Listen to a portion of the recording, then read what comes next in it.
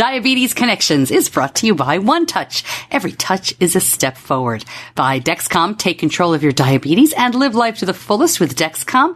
By No Foods, no grain, no gluten, no guilt. And by Audible, listening is the new reading. This is Diabetes Connections with Stacey Sims. This week, diagnosed with type 1 as a kid, Mark Andrews dreamed of playing professional football. His dream is coming true. He's been drafted by the Baltimore Ravens, who kick off the preseason with the NFL this week. Mark says, of course, it wasn't easy. You're going to have off days. You're going to have days where you struggle. And, there were days where I broke down and cried because it just wasn't going my way. And having that support behind me, my family, my mom, my dad, my brothers, my sister, was huge for me. Mark talks about how he manages T1D at practices and game days, and he shares how a teenager really feels when his parents are worried about those highs and lows during sports. Plus, a South Carolina firefighter gets a big surprise. We're going to tell you about Perry Clanton's small victory. This podcast is not intended as medical advice. If you have those kinds of questions, please contact your healthcare provider. Welcome to another week of the show. We aim to educate and inspire about type 1 diabetes by sharing stories of connections, talking to movers and shakers in our community, people like Mark Andrews, professional athletes, celebrities, authors, as well as everyday people living with type 1 and their families, and posing hard questions to the healthcare companies and the tech folks that are working to make our lives better. My son was diagnosed with type 1 diabetes just before he turned 2. He is 13 now. He's 13 and a half. My husband has type 2 diabetes. I don't have diabetes, but I have a background in broadcasting, local radio and television, and that's how you get the podcast. So I'm going to share a little bit more about my son, Benny, later on in the podcast. I got a great letter from his counselor at camp. They send letters to all of the parents. He is in week 3 of a 4-week non-diabetes camp, so I'll let you know a little bit about how that's going, and this letter from the counselor was pretty funny. I also want to share about the DiabetesMine Patient Voices Contest. That's going to come up in our Know Better segment. Very thrilled to be among the winners, and I'll tell you what that means, what their Fall Innovation Days are all about, and what the scholarship I won, what I'm hoping to do with that. So I'll keep you posted in just a little while. But first, Diabetes Connections is brought to you by Dexcom. And one of the best features of the Dexcom G5 and now G6 Mobile are the customizable alerts and alarms. And these threshold alerts provide advance warning of hypo and hyperglycemic events before they happen. And what's really cool about the G6 is there's this new urgent low soon alert. It can warn you in advance, about 20 minutes, of a severe hypo. If the G6 thinks you're going to be hitting 55 or lower within 20 minutes, it will give you an urgent low soon warning. When Benny is hanging out with friends or playing sports, he's distracted. I love that the Dexcom will alert him if he needs to take action. And of course, overnights, when I'm more on top of things, he takes the reins during the day more, it just gives me peace of mind. I can't imagine using a continuous glucose monitoring system without alarms. It wouldn't work for us. Find out more about Dexcom at diabetes-connections.com and click on the Dexcom logo. My guest this week is NFL tight end Mark Andrews. He was drafted just this year after years and years of hard work. Of course, harder work when you're playing and training with type 1. Now, Mark was diagnosed at age 9. He was already playing a lot of sports. He'll talk about that. And then he focused on football. And he got a lot of attention in high school. Then he got a lot of attention when he played for Oklahoma in college.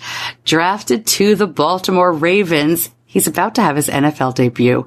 We caught up to him not too long ago. This was during training camp.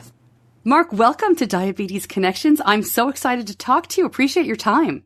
Thank you for having me. I'm excited to talk about some things. All right. So where are you right now? You are, practice has started. You're in training. Tell us what's going on.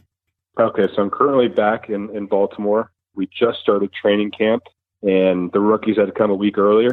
We're currently in the Hall of Fame game this year, so our preseason and everything like that starts about a week to 2 weeks earlier than everybody else. So shorter break for us, but right now just in training camp and getting ready for the season.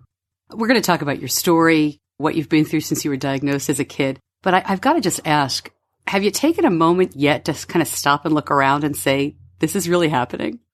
You know, one of the things for me on draft night was kind of surreal. And then being here now, it's kind of gotten used to it a little bit. But at the same time, it's a dream come true for me. This is what I've always wanted to do. You know, I've worked my butt off to get here. And for it to actually, you know, come to fruition it's a blessing. All right, so let's start back there. When you were diagnosed and you were 9, is my understanding, were you already into football, or was that not something that was in your mind? So at 9 years old, I was, you know, when I got diagnosed, wasn't playing football, didn't start playing football until freshman year of high school, but was playing more. I was really big into soccer. That was kind of my first love. And basketball is what I played my whole life. So those are the two things that I had to juggle with diabetes when I was young and doing that and first starting having diabetes. Do you remember what it was like, though, at 9? I mean, that's a big shift for a kid who's, you know, you're an older kid in elementary school. You're not a baby anymore. That's going to be tough. Yeah, you know, it definitely was.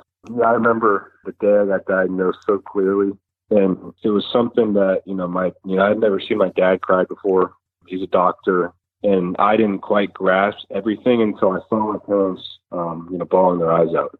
And at that moment, I knew, the news I just received, it was going to change my life. So I didn't realize it at the moment, but, just being able to play soccer and basketball and trying to juggle that and so many different new things that are thrown at you at that age. And it really requires you to mature at a young age and be able to take care of yourself and do all the things that other kids your age aren't doing. They're eating, snacks and donuts before games and stuff like that. And I just wasn't able to do stuff like that.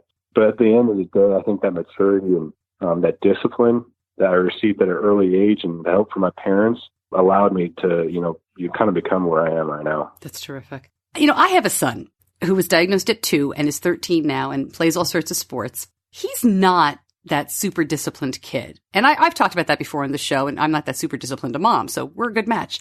But, were you, and I don't mean this in a sarcastic way, because I know some kids truly take it upon themselves to be very rigid in a good way with diabetes. Do you think you were really trying hard to be that perfect kid with diabetes? Did you slip up? Did you have your moments?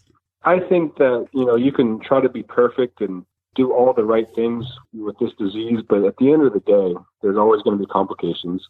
You're going to have off days. You're going to have days where you struggle. And, there were days where I broke down and cried because it just wasn't going my way. And having that support behind me, my family, my mom, my dad, my brothers, my sister, was huge for me. And no, I wasn't perfect. That was by no means the case, but I was a very driven kid.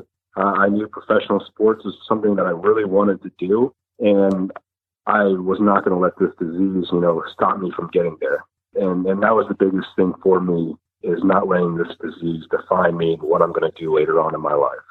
So as you got older and continued playing sports, do you mind talking about what your management was in terms of, did you wear a pump? Were you MDI? What kind of stuff did you use? I guess I'm asking more about in high school when you really started getting serious about football. Yeah, so about 2 years after I got diagnosed, I got the pump, which is huge. And then going on to high school, it was kind of a big jump to me. Football is a very different sport. You're off for me being on the pump at that time, I was off for hours at a time. And I was really struggling with my basal rate, my backup insulin in the background. And I didn't know really what to do because I was on the pump and I didn't have any at the time. So my dad looked into some things. And this was my freshman year of high school, playing football. Needed to figure something out to have something in the background all these hours where I was off the pump. And I went to a 75% basal rate with my Lantus, and the rest of it was through my pump. Mm-hmm. And this gave me the freedom to be off the pump for hours at a time and still feel confident that my numbers were going to be maintained. And that was probably the biggest thing that I did throughout, high school and figuring that out, which helped me make my life easier in terms of sports. Yeah, that's such a great method for some people. I would call it untethered or poly pumper on long-acting insulin. Do you still do that today? Yeah, I do. Game days, I try to go 100% Lantus just so I'm not worried about it at all. But every day I do 75, 25. So I was going to ask you where you wore your pump under all those football pads, but I guess I don't have to. Yeah, I unclipped it for when I play. I don't think I'd be able to do that. Yeah, I've heard different people with different answers. You do find the folks who make a cutout in the pads, or they just find a place on the body.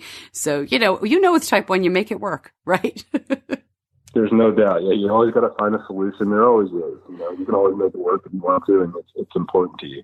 One of the questions I got in my Facebook group was all the way through, did you involve teammates and coaches? There's a line between, I guess there's a shade between, I kept it a complete secret and I let everybody help me. But I'm curious what your experiences were along the way. I think at first, for me, and I'll go into high school again, I had it for a little while, but it still wasn't something that, I loved to talk about and I loved to share, but especially freshman year. But luckily, my mom and my dad, they were very persistent with coaches and the training staff and making sure they were on top of me. I don't think I had much choice in the fact that I had to let people come in and help and make sure that I was okay because they were still on top of me. But now in my junior, senior year of high school, I kind of adopted that lifestyle of being open about it and sharing, different things and sharing how I'm feeling and not hiding that. And I think that's been incredibly beneficial. I think the more people that know about, what's going on with you and the diabetes and knows more, just more knowledgeable about the whole situation, it's helpful to have those extra pair of eyes on you because, you aren't always right. You don't always know your body 100%. So having those extra people around you look at you is a positive. Do you remember what changed that for you? Do you think it was just growing up or did something happen? Back to my conversation with Mark in just a minute. Diabetes Connections is brought to you by OneTouch. And for 7 years, OneTouch Vario test strips have delivered reliable results you can trust. And did you know they have the lowest copay on the most health plans and are always covered on traditional Medicare Part B? To upgrade today to the OneTouch Vario Flex meter, visit diabetes-connections.com and click on the OneTouch logo. Coverage and payment may be subject to coinsurance, deductible, and patient eligibility requirements. LifeScan does not guarantee coverage or payment. Now back to Mark on what made him feel more comfortable being even more open about type 1. I got to a point in high school where my high school career was kind of, starting to blow up, and it was about my sophomore year, and I wanted to be able to use the stage that I was on and help people, help kids, especially kids with diabetes, and kind of share my story, share, how I live with it, and be incredibly open with with what I do and how I do it, and just be that encouragement to show them that they can do it, and to not let them be prohibited by this disease because it shouldn't. And that's probably what the big thing for me changed was, and being open about it with everybody, was that I wanted people to know. I wanted everybody to know everything about it. And that was probably the turning point. When you're playing in middle school or high school, I've had the experience of watching my child play and go low on the field, and every instinct in your body, because you can see the Dexcom beeping or, you hear it beeping, you see it alarming, and you want to run on the field. But there's no way as a parent that you can do that. Your child will they'll be so mortified. Have your parents shared that they have any experiences like that with you?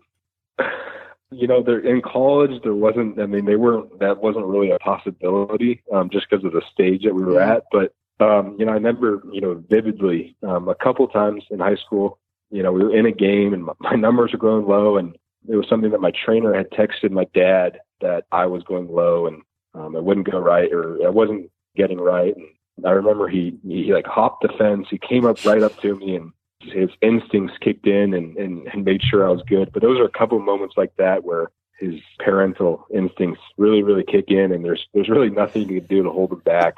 So I had a couple of those moments in high school. As a kid, now I know you love your parents. I guess I'm looking for a little bit of forgiveness or absolvement here as a parent myself. Are you okay with your parents doing that? Do you understand? I know it was mortifying, but you kind of get where they were coming from. At the moment, it's one of those things where you just wish they wouldn't have done it, and and you're kind of stubborn about it. But at the end of the day, you understand, they love you. That they're doing it for their best interest at heart. So you can't really be mad at them. They're just making sure that you're okay. And I think, after the games, I would usually realize everything was okay, but I probably was a little bit stubborn while it was happening. So then when you are trying to get, I would assume, scholarships to college and recruitment and that sort of things, I've been asked this question before. I've asked other athletes, do you disclose? I mean, in your situation, people probably knew, but does that kind of thing come up when you're having those conversations about college? Do we talk to the coach about this? Do we just let it lie and see if they ask? How do you handle that? And what's your advice? I guess really, do you have advice for parents of children who are looking to be student athletes in college? Yeah, I think, going in, getting, scholarship offers, the diabetes conversation wasn't something that it was a first time talking. I had to tell them about it. That wasn't the priority. I don't think kids and people should really go out there and, have to tell their coaches that they're diabetic on their first conversation. But, what I did do was the schools that I was very, very, close with and really had a strong interest in, I mentioned it and talk about it. And, the feedback that I had got from college coaches was that it wasn't a problem. They had known athletes before that had diabetes and thrived with it. And that was the end of the discussion. So it wasn't a problem with any of the coaches I've had, and especially in the college and getting recruited with all that. I didn't hide it. I was open about it. It wasn't a main topic because it didn't need to be. Yeah, you don't walk in and say, "Hi, I'm Mark. I have type 1. Here's my pump." Exactly. It's a part of your life, but you can't let it define you. I've heard that from a couple of people too, saying that coaches now seem to have a better understanding of type 1 than even 10, 15 years ago, that more, I'm going to say kids, sorry, but more kids like you are growing up as this a part of their life. They're still being told you can play sports, whereas a generation or two ago, perhaps the answer was no, you shouldn't when that question was asked. I know it's hard from your perspective because you're living it, but do you feel like that has changed? Yeah, I think definitely it has. Just being around so many different coaches, they've all seen and been around. I haven't met too many coaches that are just totally oblivious to the whole diabetes world. And I think that's a positive thing. I think the more coaches and grown-ups that are around kids that have knowledge and are able to encourage and help kids out that have diabetes that are playing for them is huge. And they're more knowledgeable about it. And I agree with you. So it seems like kids nowadays, and especially kids with diabetes, are making their ways up and playing those professional sports and college sports and at a high level, which is awesome to see. It is really cool. What was college like for you? Were there any players who didn't quite understand? Any players or friends who kind of went above and beyond in like the food police kind of way? Should you eat that? College was fun. And I had a lot of close friends and teammates that I would say for me and the teammates that I had, they were all incredibly interested. So I carry around a diabetes bag that has my tester kits at the time and fruit chews and all this stuff. And they would always, anytime I brought it out, they want to see what my number was, what my blood sugar was, how I'm testing, and what it looked like. And it was more curiosity from all my friends and teammates than, just telling me not to eat something like that. But, a couple of them would ask for fruit snacks and stuff jokingly. But yeah, so I had some good teammates and friends that learned a lot about it. I had my roommates that, they helped me out a ton. Again, you never have perfect days. So to have those roommates around you that are able to help you with that, it's big time. Yeah. And there is people who have followed you are probably familiar, but for those who are not, I mean, you said you're very disciplined, you've got great management, but things do happen. And you had a big scare. Can you tell us a little bit about what happened in college with your roommate he called your mom, right? Yes, he did. Yes. So my roommate, Wesley Horkey, it was freshman year. I think it was after maybe a hard practice, hard workout. I forget what it was, but kind of a different schedule for me. So it wasn't a routine day. I worked out real hard, and when I went to sleep or take a nap, it was sleep. I went to sleep, thought my numbers were great. And during my sleep, I kind of went unconscious and passed out in my sleep because my numbers were dipping so low. And in the morning, Wesley, my roommate and teammate, kind of was checking on me, making sure I was okay, and said he came in the room and, tried to wake me up, and I was unresponsive. And luckily his first response was to call my mom. Her first response was to call 911. And then once he called her again, he was able to, fit juices in my mouth or rub fruit juice in my gums. And right about the time the ambulance and the paramedics came, I was just starting to come back into things because Wesley was sticking things in my mouth and trying to get it all in my gums and my system. I'm sorry to laugh because now that I know you're okay after that, it's funny to imagine this big football player taking these tiny fruit snacks into another big football player. No doubt. It's one of those things where thankfully I was okay, and it's great to have those people around you and that are able to help you. And, without him, I don't know where I'd be, but luckily, I'm surrounded by great people like that have been able to help me through those things. Well, and that's the anomaly, right? You practiced hard, but it was an off routine day, that kind of thing. And one of the questions I also got several times in the Facebook group was, how do you handle in general that post-game, that post-practice recovery, because so many of us with kids who play sports, we see that adrenaline spike quite often. If you overtreat it, they'll crash. I know that diabetes is different for every person. I'm not asking you to give any dosing advice to anybody else, but can you share a little bit about how you manage that? Yeah. Again, you said it. There's really no perfect solution. I have found, some things for me that work, and especially after like a grueling game or a grueling workout that, just everything in my body is gone. I really try to get in the complex carbs and a big peanut butter sandwich and extra peanut butter, just making sure that those carbs that are in me, that I get in me, are going to last me through, when I'm going to bed or the times later on. So I really try to eat, and my go-to is peanut butter jelly. And I really, really load up on peanut butter. But, that's the thing for me.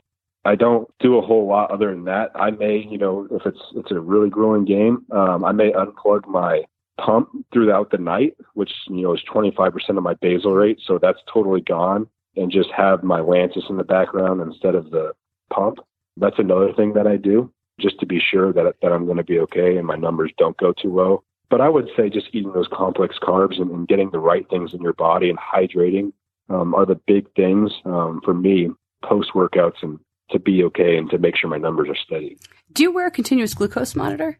I do. I wear the Dexcom, and I actually just got the Dexcom G6, which, I love the G5. The G6 is incredible. You literally don't have to test, and it lasts for 10 days, and it's a life changer. I would say, I always say this, but knowledge is power, and especially with diabetes, knowing your numbers at all times is the key factor. And I think that's been one of the biggest things for me is, after that episode of Wesley, the first thing I did was go get a CGM.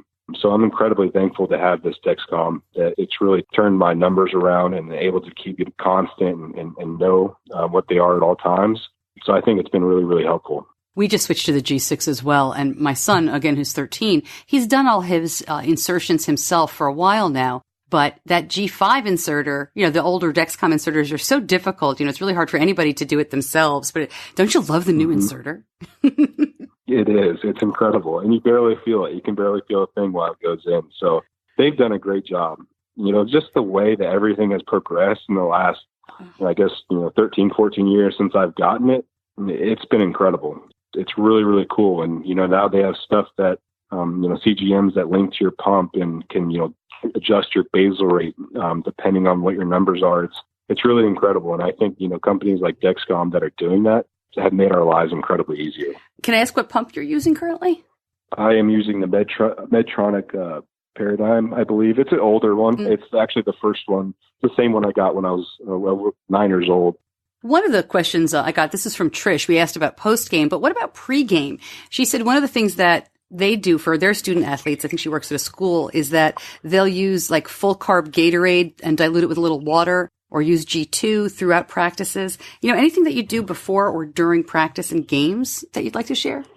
Yeah, that's been something that I've kind of, grown to learn about. And I do. I've gotten to Powerade Zero. It's something I use all the time. I always stock up on it, have it in my house. And in college, they were a Gatorade school, but the trainers would fill up the Gatorade bottles with Powerade Zero, which allowed me to, it was one of the little tricks they had. So they were allowed to hydrate me without having to worry about all that sugar and everything else getting in my body. But now Gatorade's coming out with a Gatorade Zero. You're probably the reason why. They probably found out what was going into those bottles. That's funny. Maybe. I hope so. Another question I got from TD, who I know has a little boy, I think he's 5 with type 1. I don't even know if you've been in this situation, but I'll ask the question. How do you keep yourself from going just one more play if you're going low? And how do you pull yourself from the game when you start feeling low? In other words, is it psychologically difficult to say, I want to keep playing, but I got to get out right now for my own health? Have you done that? There's no doubt. And, I remember, early on in my career in football, I was incredibly hard-headed. I always thought I was okay. And, I'd be low and, I thought I could go back on the field. But again, that takes an amount of discipline and maturity to be able to say, hey, my numbers are low. I'm not going to benefit the team right now. The best thing for me to do is to get my numbers up and get them right as soon as possible so I can go back out in the field and make a difference and help my team win. But Again, for me at the start, that wasn't an easy thing. That was very hard for me to listen to my body and to know when it's not okay for me to be in it and take that, maybe 5-10 minute break out of a game. But it's hard, little kids and even grown-ups, they're so competitive, they don't ever want to come out. So you got to push past that and have that maturity and discipline to realize when it's smart and when it's not. It's tough, especially, I don't know if you know this, but teenage boys aren't really known for their maturity and discipline. So that's got to be difficult, man. There's so much on you.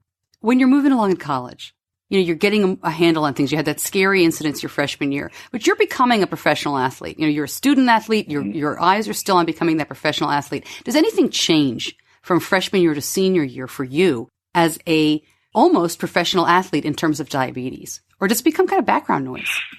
Yeah, it's something where I've been dealing with it since I was 9. Obviously, you grow and you learn so much, and you learn, the more you play with it and the more you're active with it, you learn how it reacts in certain situations, if it's hot, if it's cold. So I think when I was a freshman, obviously I was very knowledgeable about it, and I did a lot, and I was very mature and disciplined about what I had to do and keep my numbers right. But I can definitely say that by my senior year, it was a different mindset. It was more of, like you said, it was almost like a business for me. It's, I couldn't let my diabetes affect me. I couldn't have those moments, like, kids in high school that have those lows in games and come out. I wouldn't allow myself to get to that point because this was so important to me that I was always on top of it. It was 24/7, and especially during the season that I was very focused in and dialed in about what I was eating, what my numbers were, what my numbers were on game day, and how much I was hydrating and all the different things that go into it that I don't think I had my freshman year. So tell us about the draft. Do you remember? Is it a blur? What was going through your mind? There's a ton of excitement. The biggest thing is you have all your family around and some friends and all that stuff. And it's also incredibly nerve-wracking. Don't know where you're going to go. You don't know what round you're going to go or pick you're going to go. So it's a big guessing game. And, I will say this, despite where you go or where you think you should go and what round and number, once you get that call and you get that place where you're going to go, and for me, the Baltimore Ravens, I'm incredibly blessed. Everything else goes away. It's complete joy. It's all that hard work, all the, family sacrifices of, for my mom, driving me to soccer practice and my brothers looking after me and always being competitive and my sister being competitive with me. It's all those things all combined into one moment of just pure happiness. Do you recall looking at your parents at that time? I mean, they had to be just overjoyed for you. No doubt. I remember the call came and everyone kind of just started, cheering and celebrating. And, I look over and, again, it's one of the few times, my mom was crying, but one of the few times, you see my dad cry again. And it's hard to describe, but, just seeing those joy on the people that you love the most and see how happy they are for you and especially all the sacrifices they made, it's a big moment. You've been very involved with JDRF, with, talking to kids about diabetes. As you said, that's kind of what clicked in your mind that, this was something that you could talk about, you could have a platform about. Do you feel like you've connected with some people doing that? I've heard a couple of stories where you've talked to kids and, they've continued to play sports or they weren't sure they could and they've continued. What's that like for you? It's big for me. This is something that I want to do for the rest of my life, is be able to inspire and help and encourage kids and grown-ups and help them with their lives. And I was able to do that a lot in college. I had a lot of, different connections and, social media. It's a little hard for me, but just being able to reach out to kids and there's a lot of different kids that I went to their homes and talked to them and was able to, kind of light a fire and give them inspiration and show them what it's all about and to tell them that, again, this disease doesn't define you. It's a part of you, but it doesn't define you. And you're able to do anything that you want in life. And just seeing, the parents and the kids and how they react after I leave and when I'm leaving. And there's just sort of a refreshment of I can do it. Everything's going to be okay. Just trying to do all that. It's something that I want to do for the rest of my life. I want to be able to use this platform that I've been given and the ability that I've been given to help people with diabetes. What do you think of Baltimore? How long have you been there now? It's been about 3 to 4 months. It's a really cool city. So I'm from Arizona, Scottsdale, Arizona, and it's completely different here. It's a little humid, but the seafood here is incredible. They have incredible crab cakes. I went to Jimmy's Seafood the other day, which is a famous restaurant here, and they have incredible crab cakes. And I've never had crab cakes before, so it's definitely a really cool experience. I'm excited to play for the city. I did have a person who wrote on Facebook. He wants to know, I'm not familiar with this. I'm from New York originally, and now I'm in North Carolina. But this says, if he needs any help eating a burger cookie, which is a Baltimore delicacy, let me know. I have type 1, and it can be done. I don't know what that means. I think I may look it up afterwards, but if I ever need help with eating one of those, I'll let them know. I love it. Every town still has their stuff. They've got their personality, they've got their food, everything else. And, just coming in there to be part of all of that atmosphere has got to be amazing. And then, as you mentioned, you have the first game. You've got that very first preseason game. Listen, you can tell by the very specific sports questions I've asked you that my football knowledge is wide and deep. So my son started playing football last year, and I said, don't tell me. I don't want to know. I'm going to stand here on the sidelines and try to be quiet. And it went great. It was really good. I mean, diabetes wise, we had some craziness, as you do with any sport that you learn. So I interrupted myself, Mark, because the question I was going to ask you is, are you nervous? And I'm going to ask it a different way. I would imagine that as a professional athlete, there are a little bit of nerves before every game, because if there weren't, there would be something wrong and you shouldn't be playing anymore. But what is it like when you start out the season, any season, in college or whatever? What's it like to be on that field and have that newness of everybody's got the same record? Yeah, there's a lot of excitement and unknowns, and there's so much work that goes into each individual season that, you really don't know how your team's going to be, but you put in so much work and you put in so much effort that all you can do is hope for the best. All you can do is hope for your best for your team and for yourself. And you really don't know before you get on that field and you play the first game of how things are going to go or how things are going to look. Every year is different. Every team is different, even if it's all the same people. It's an exciting time, but again, it's incredibly nerve-wracking. And I'm sure even as a professional athlete now, it's going to be that much more nerve-wracking. This is the biggest stage that you can get. This is the best talent that you can play against, and there's not a lot of room for error. So it's going to be fun. This is what I've always wanted to do, but I'm sure I'm going to be a little bit nervous. What's the diabetes routine you have just before you go onto the field? What's the last thing you do in terms of diabetes before you play? So I'll test my blood sugar about 5-10 minutes right before I go on and play. I test every quarter, if not more than that, or now I'll look at my Dexcom and look at my phone and see what the number is before I go on. And in terms of eating, I have those pregame meals, and I try not to load up on too much. I try to do everything the night before, so there's not much I do there before games. But I would say testing and having that knowledge of what my numbers are and what the trends are have been big for me.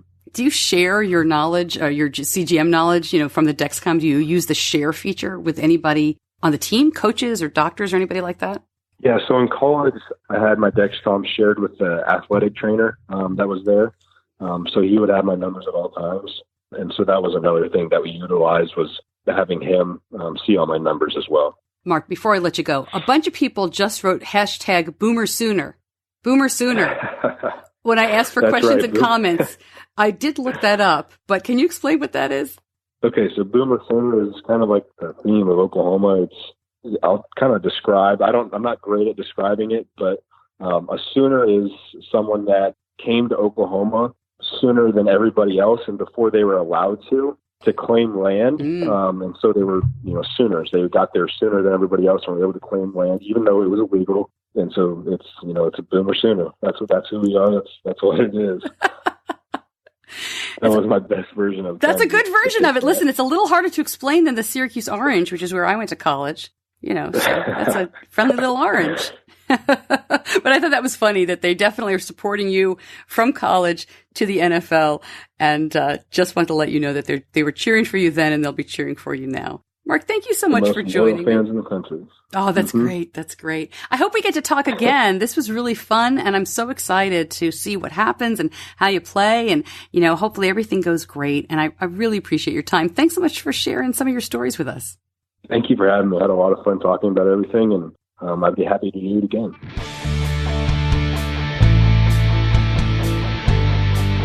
You're listening to Diabetes Connections with Stacey Sims.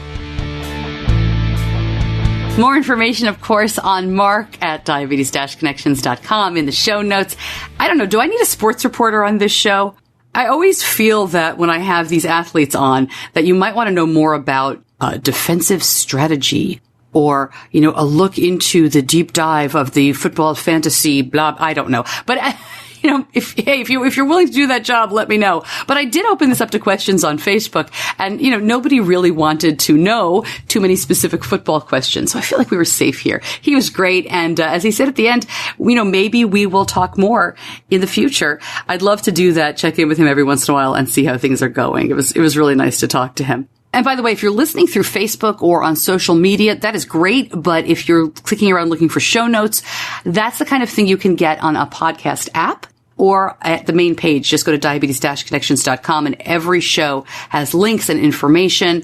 You can get archived episodes. You can search. So if this is the first time you're here, and that's quite possible, that happens a lot when we talk to athletes or celebrities, I would really urge you, if you're interested to hear more episodes like this, go to diabetes-connections.com, click through it.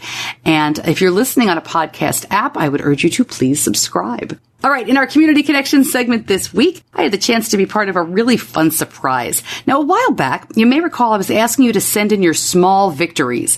This is part of a OneTouch campaign to recognize people who are doing small things to make a big difference in their diabetes. And Perry Clanton is one of those people.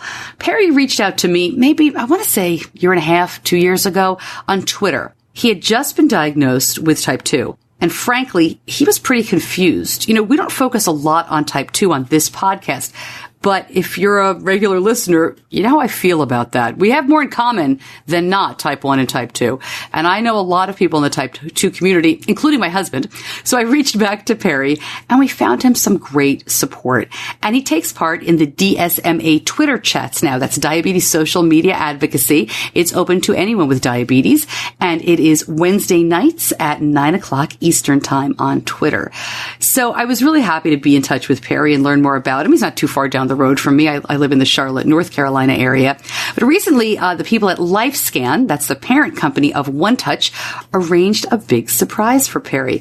He lives in a small town in South Carolina, like I said, where he is the assistant fire chief. And on his birthday, they threw him a surprise party. Here is Bridget Kimmel from LifeScan. When we spoke with Perry and also spoke with members of his family, just how much he had also inspired them. That he not only has made these changes for himself, but he's motivated his fellow firefighters to get more healthy, to eat better. Tonight, we're going to be giving Perry gift certificates for a nutrition counseling for each of his fellow firefighters so that Perry can pay it forward because he's done so much for them, and we wanted to enable him to do even more. So I think it's just that inspiration and how one kind act and one inspiration just leads to more and more positive changes moving forward. Part of the program that we've been doing over the past year, we launched in November, is based on an insight that we learned from a survey we did of 1,000 people with type 2 diabetes. And we learned that 84% of people, although they thought they were making really good and hard strides forward to manage their diabetes, that only actually less than a fourth of them believed that they were recognized for their efforts. So we, as OneTouch, thought, you know what, we really should start to just recognize individuals in the community and surprise and delight them in unexpected ways. So this is one of our small victory celebrations. We're calling them small victories. This is a small victories celebration that we're having tonight for Perry, and we're hoping that he's going to be surprised and delighted. What do people mean recognized? I mean, not everybody expects a ticker tape parade, but what do you think people meant by that? I think it's about those little small things that happen every day. And it's really all those small changes that add up to move people forward with diabetes. It's just choices that people make. And I think that, and again, I think Perry could speak better to this, but it's about, the little pat on the back or the motivation that they have to keep going. And one of the findings we also found from the survey was that if people were recognized more by loved ones around them, that they would be more motivated to make those positive choices. So again, we felt as though all it probably took is for family members and friends to know this, and they'd be happy to recognize them. So we're actually asking people to honor their loved ones, post using the hashtag small victories online, tag at OneTouch, and we'd love to hear about your loved one's small victory. We'd love to have someone share their own story about how they had a small victory. I was part of the surprise for Perry. We had a great time, friends, family, the community. We all hid in the really hot firehouse. Oh my gosh. And they had to turn the fans off because there were TV cameras there. Well, Perry was definitely surprised. He actually thought he was doing a local news interview. But the best part was that both of his sons were there. One is a Marine and has been overseas for about 6 months. And the other has followed in his dad's path. And he's a sheriff's deputy. He's a volunteer firefighter as well. And here is what Perry had to say. I thought I was coming to do an interview with one of the local news stations around here, and folks from OneTouch have prepped me all morning, and over the past few days have prepped me for this moment. And so I said, we're going to go in there, and I'm going to try to represent the people with diabetes and try to, represent fire department and, just all that I work with and work through.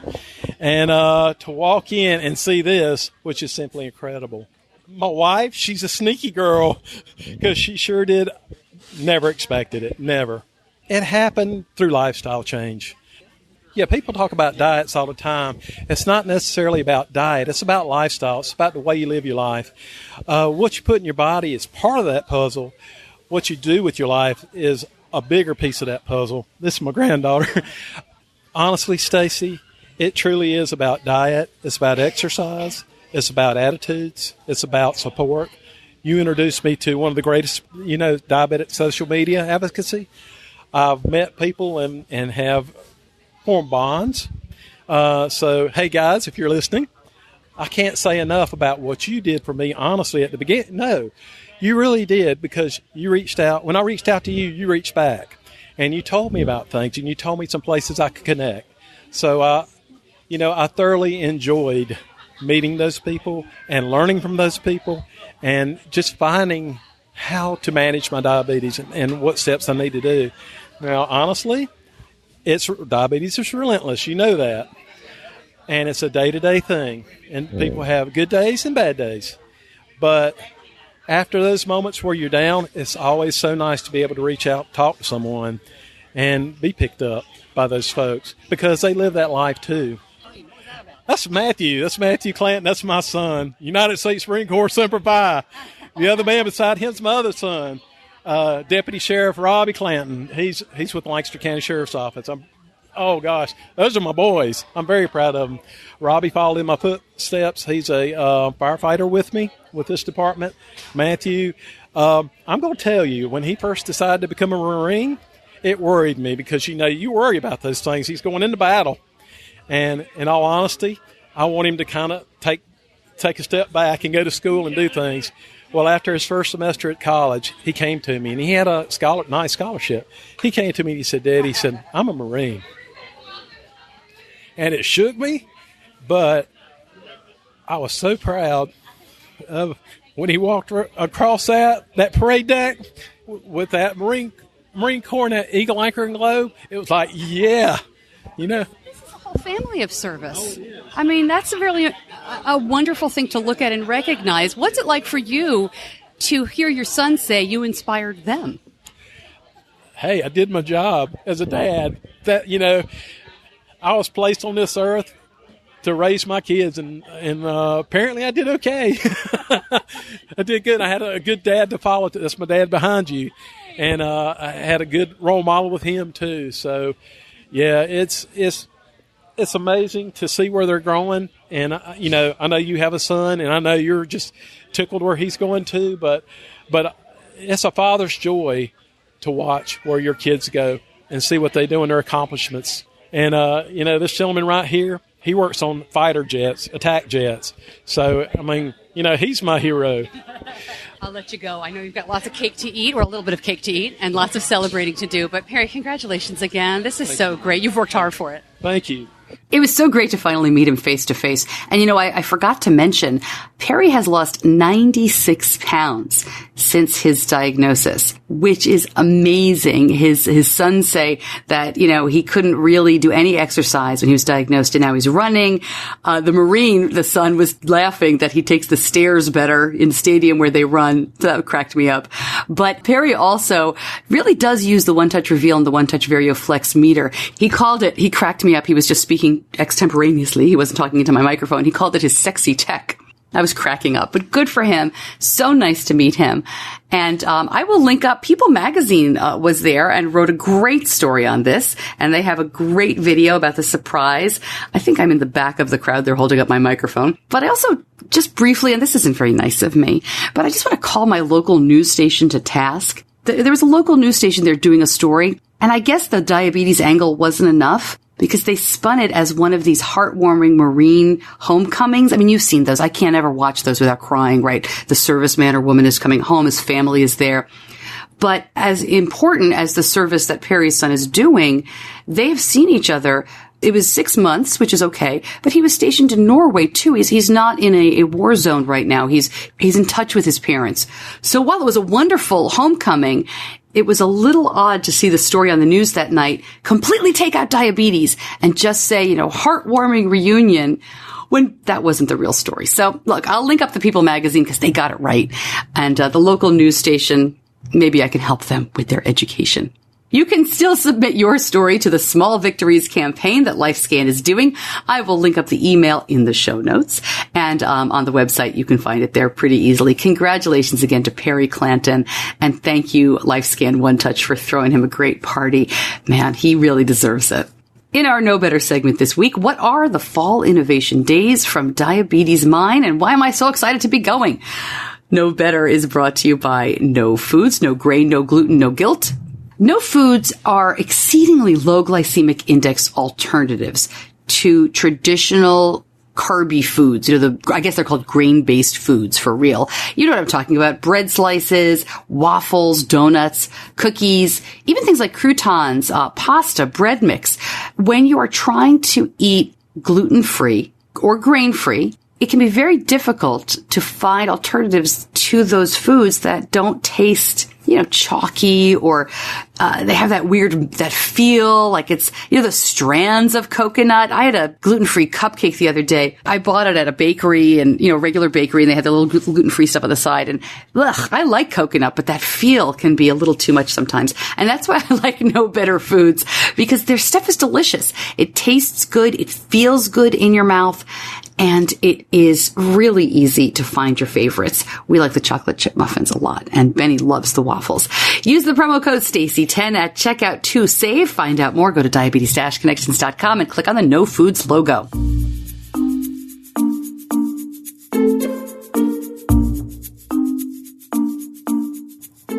I want to briefly tell you and kind of celebrate with you because I'm one of the winners of the 2018 DiabetesMine Patient Voices Contest. And that means I get a scholarship to be part of the Fall Innovation Days in San Francisco later this year. The Innovation Summit is actually going to be combined with something called the D-Data Exchange Technology Forum.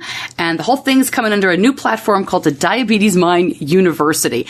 And I expect to learn all about the latest in technology for diabetes, what's coming out, what kind of things they want more feedback on. That's why the patients are going. That's why the patient voices are part of this. They've done it since 2011. It's really been done for longer than that because they had 4 years of previous design challenge that DiabetesMine had done. Anyway, this has been going on for years and years. They've been trying to jumpstart collaboration, bring groups together. I'll link up more information. You can see the 9 other winners who are pretty heavy hitters, frankly. And I'll just share, I was kind of surprised to have been chosen because, and as you know, if you listen often, I'm not the most technical of diabetes parents. We don't loop. I'm not a big numbers person. We haven't logged blood sugars in a very long time. It's just not the way we roll. And that was what I put on my submission, was that wouldn't it be nice if these amazing technical, brainy people could help those of us who need more intuitive logging, who need more passive help, right? I am not going to build anything on this end. It's just not who I am. And wouldn't it be great if they could use their talents to make it very simple for the rest of us who are not even sure what X-drip means? That kind of thing. I also did a paragraph slamming insets. Don't you hate insets? Insets are the weak link in pumping. They're the worst because you can't tell if they're occluded or bent until things go wrong, right? There's no warning system for that. And you can't tell what kind works for you. Angled, straight, metal, self-inserted, not self-inserted, until you try it. And how do you try it? You gotta buy a box. Unless you know people and you can kind of trade and try and that kind of thing. But to me, that is the weak link of pumping and always has been. So I wrote a paragraph about that as well. I don't know if anything can change because of this conference and my involvement, but I was very excited to have a platform to talk about those kinds of things. Plus, I will bring my microphones and we will do reports and find out, what's going on there and bring it to you. And now you know better.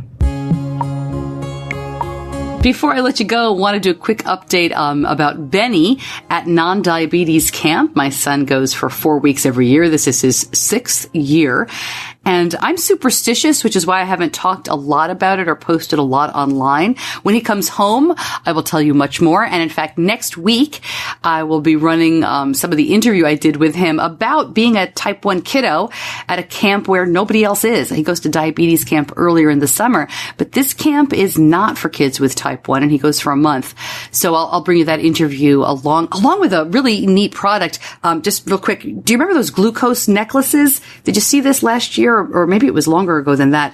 But there's an invention, a necklace. It looks kind of like a glow stick necklace, but inside the plastic necklace is liquid glucose.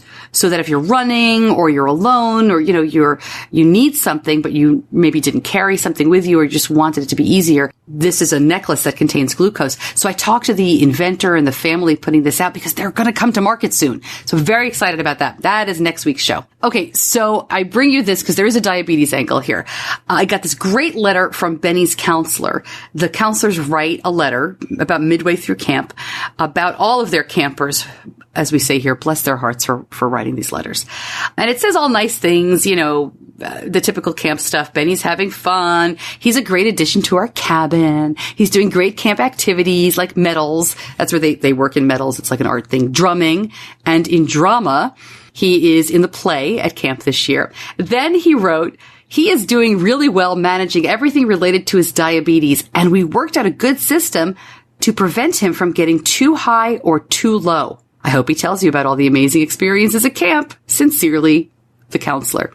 Wow, what's the system? We've worked out a good system to prevent him from getting too high or too low. Now, he wrote that because things are going well and they're doing fine. But it just cracked me up because I've lived with Benny and diabetes for almost 12 years now. I would love to have a good system to prevent him from getting too high or too low. So I'll ask Benny a little bit more about what that meant and what that's all about. But, I posted in the Facebook group. And if you're not in the Facebook group yet and you're on Facebook, please come join us at Diabetes Connections, the group. That it's not as though I don't worry about him. I really do. I get concerned, but he's been going to this camp for 6 years and it's what he wants to do. And he's really happy there. And how do I say no? So I haven't seen a blood sugar in a couple of weeks. And, man, it's weird, but it's also really great. Can you tell I'm a little proud of him? All right. Thank you, as always, to my editor, John Buchanan from Audio Editing Solutions. I got to meet John. I was in town. I was in Philadelphia doing college tours with my daughter. and the podcast movement, the really big convention for podcasters, was there. I didn't have time to go to the whole thing, but I did do some schmoozing. I hit the bar in the evening and I had breakfast with some people in the morning. So I got a lot out of that conference considering I didn't actually go. And I was able to meet my editor in person because John lives about half an hour out of Philadelphia and we've never met in real life. So that was awesome. He's a great guy and I appreciate everything he does for me on this show. Thank you, John. And thank you so much as you listen. Lots of great shows to come. We have so many guests lined up. This is going to be a great couple of weeks. As I mentioned, next week, the glucose necklace. I've got some great back to school and daycare information because Safe at School does not just cover kids in elementary school, middle school, high school. We also need to talk about daycare. So I'm excited to bring you that information because, man, when you have a toddler with type 1, it is a different world. And I never got enough information about daycare, so I'm happy to be bringing that to you soon. Let me know what you think. As always, you can find us on Facebook, Diabetes Connections, Stacey Sims. I'm doing a lot more on Instagram now, and there's only one place for that. That is Stacey Sims. I don't see, we're not going to have 2 accounts over there. I'm already learning my way around social media enough. Let me know what you think.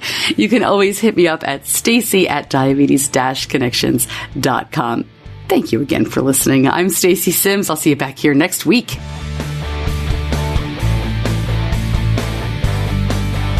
Diabetes Connections is a production of Stacey Sims Media. All rights reserved, all wrongs avenged.